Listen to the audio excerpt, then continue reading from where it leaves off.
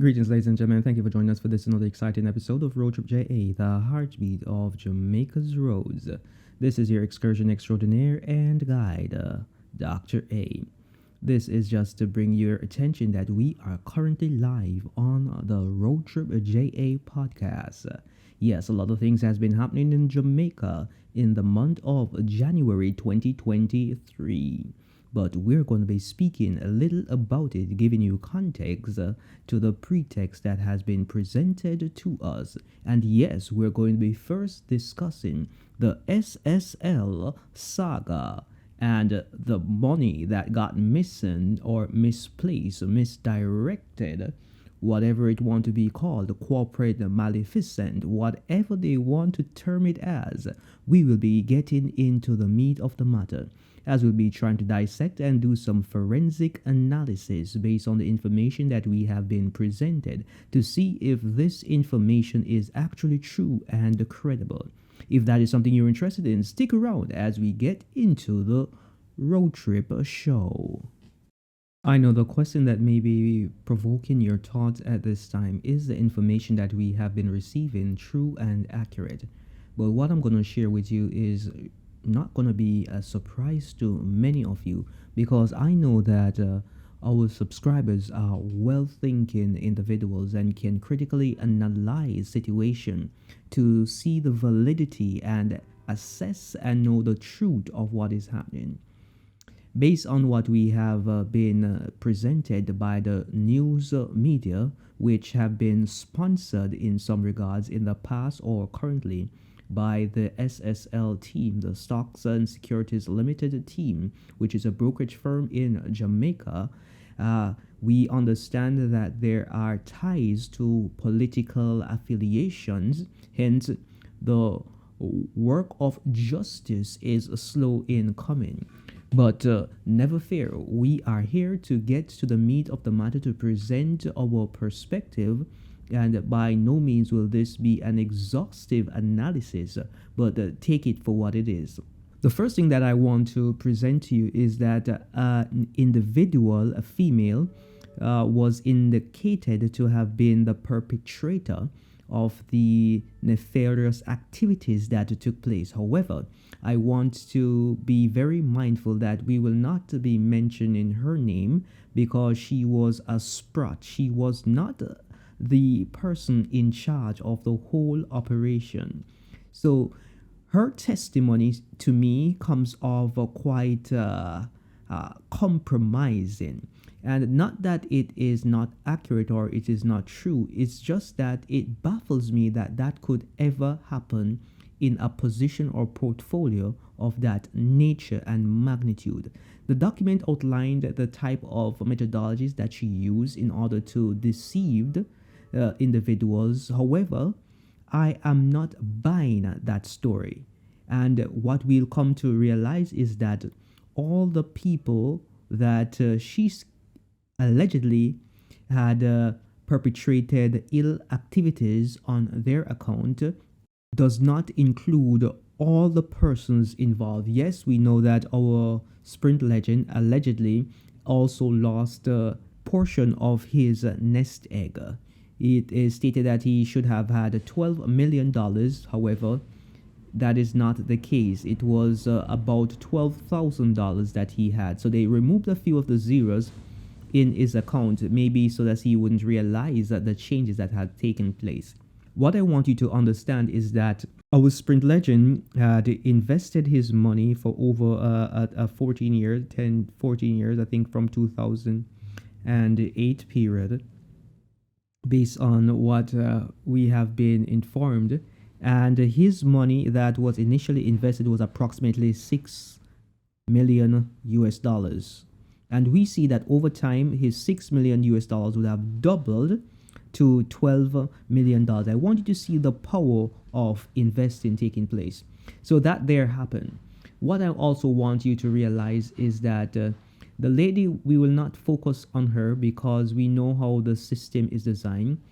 And there is a high probability, based on my preliminary analysis, that she is actually the core perpetrator of these acts. But what she has done is reveal some shortfalls and shortcomings of the institution in totality. But this is what I'm going to say. The persons who are actually responsible are the persons who are the head of the company, not the person at the bottom, because corruption does not move from the bottom up. Corruption moves from the top down. So if a government is corrupt, then the people in the parliament will be corrupt, the people, the councillors will be corrupt, and the country itself will be corrupt because the corruption will be tolerated. So if this activity was facilitated, it could not have been by her own will. It had to be by the endorsement of leadership. So the CEO needs to go. The CFO has to go. The COO, the Chief Operating Officer, has to go. The diversity officer, that officer needs to go. And the management team, that needs to be dissolved. But if you look at the paper trail, you'll realize something happened. Most of the persons who entered the company had pleasure with the company, because that seems that what it was. It was like an orgiastic exercise where you take people money, utilize it for your personal development, starting your own companies outside of the company that you are currently in charge of managing. So the fiduciary duty was not being upheld, and as such, other persons' benefits were compromised because of selfish intention. So this here is presenting us the idea of greed that was pivotal in this market. But I want our listeners to know and understand that this is not a new situation. We had the old lynk situation, we had the cash plus situation. Let us not, with a long shot, forget the FinSaga saga. Yes, that saga, we still remember it and still are feeling the pinch of those indiscretions exercised. The big scandal with the Trafigura situation. So we have a lot of things in the financial sector that has taken place in the past, and this will not be the last time that it happens. So let us examine now to see if our regulators were doing due diligence. Yes, it was indicated that in about 2013, this company had been flagged. 2017, there was another flagging of non-compliance, non-conformities. And even in 2020, there were some inconsistencies and there was some challenges with this company. However, the FSC, Financial Services Commission, still allowed them to practice with full autonomy of individuals' funds and money, not informing the investors. That is why I'm going to implore anyone listening to this, whether you're in Jamaica, you're in the United States, you're in Canada, wherever in the world you are, you could be in Trinidad and Tobago, you could be in Guyana, wherever it is that you're listening to this from. Please note that you have to understand how to read a balance sheet. You have to understand how to allow your money to work for you. And in the best interest, I don't think that you should have any institution controlling all your funds. That is a recipe for disaster. And you cannot have all your money in one institution. You have to remember how much protection you are getting based on the amount of money that you have. So once you almost reach a particular threshold, then you know you have to cut your money and put it somewhere else. So those are just some safeguards that you can take in order to mitigate loss. And this process is called diversification, so that you can absorb some of the inefficiencies in the market without being crumbled under the pressure. Now, let us move into the government officials.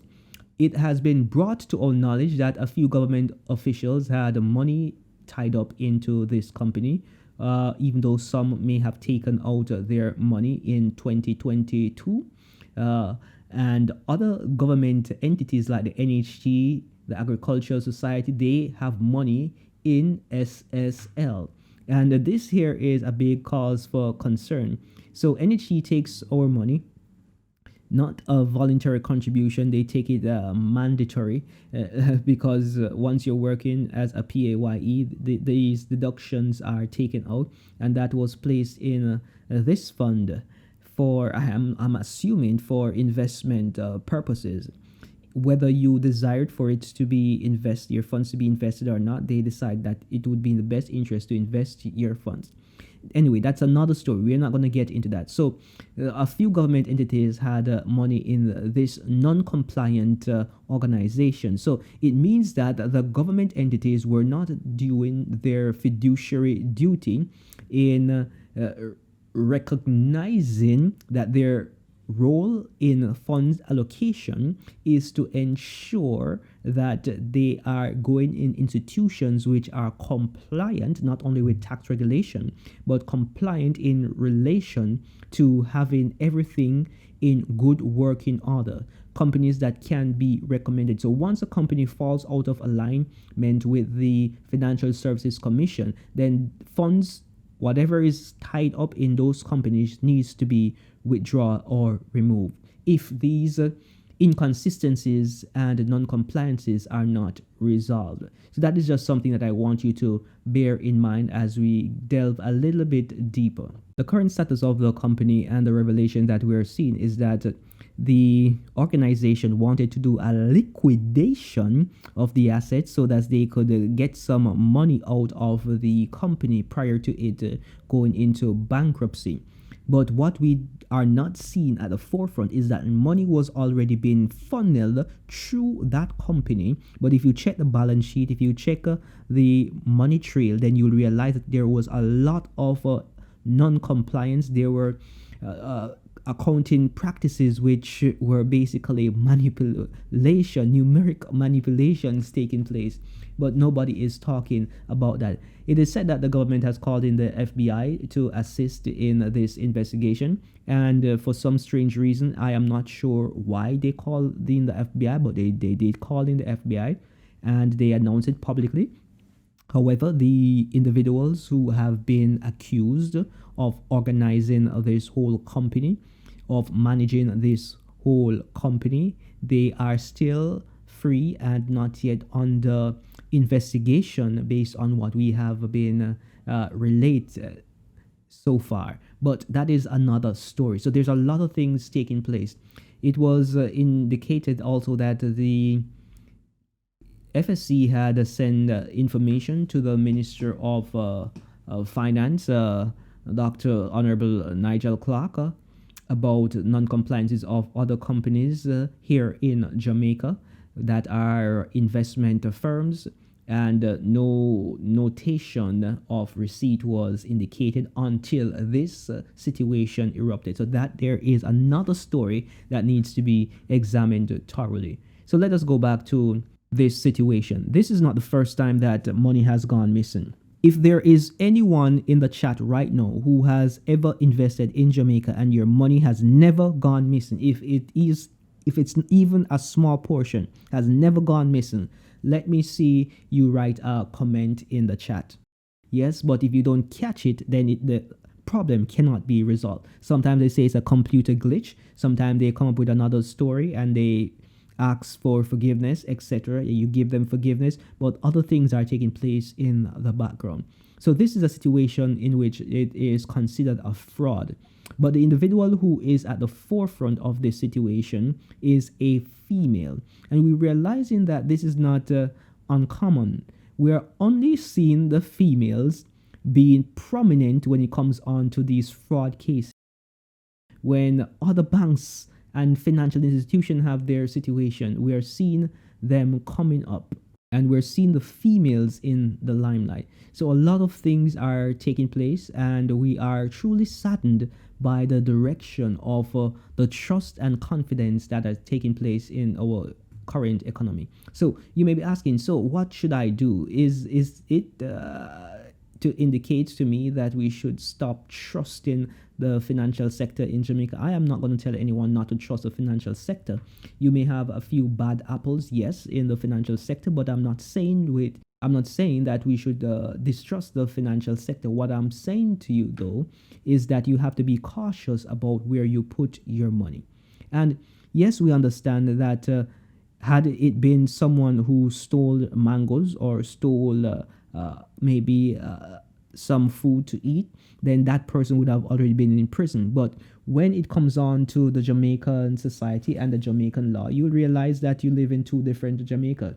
The crimes that are targeted are the low-level crimes and low-level criminals.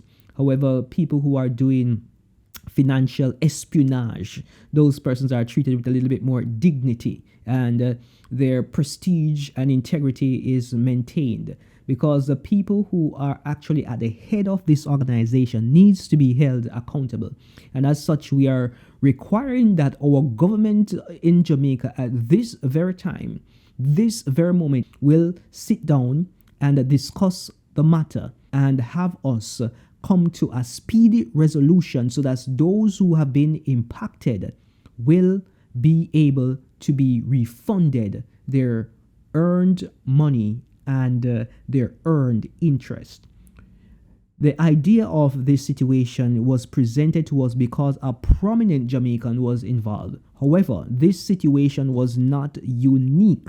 This situation has already been going on. Other persons have experiences their money being missing, but because they didn't have the amount of prominence and prestige as Usain Bolt, then the information didn't reach to the public.